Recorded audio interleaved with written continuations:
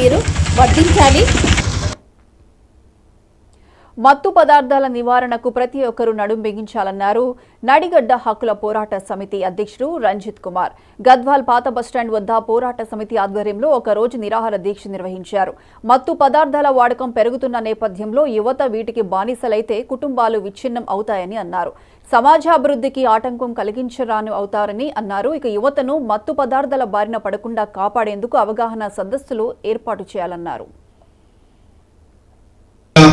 హక్కుల పోరాట సమితి ఆధ్వర్యంలో జిల్లాలో విస్తృతంగా గంజాయి రాజ్యం వెళుతున్నది అనేటువంటి వార్తల నేపథ్యంలో అట్లాగే నిషేధిత మత్తు పదార్థాలైనటువంటి అల్ప్రాజోలం, సిహెచ్, డైజోఫామ్ లాంటి నిషేధిత మత్తు పదార్థాలు కూడా కళ్ళలో కలుపుతూ ముఖ్యంగా యువత కూడా ఇట్లాంటి మాదక ద్రవ్యాలకు అలవాటు పడి దారి తప్పుతున్నటువంటి నేపథ్యంలో మత్తు పదార్థాల వాడకం వల్ల కలిగే ఇబ్బందులను నష్టాలను ప్రజలకు వివరించడమే కాక కుటుంబాలు ఒకవైపు నాశనం అవుతూ గంజాయిని సేవించినటువంటి యువత విచక్షణ కోల్పోయి ఉన్మాదులుగా మారి అనేక రకాలుగా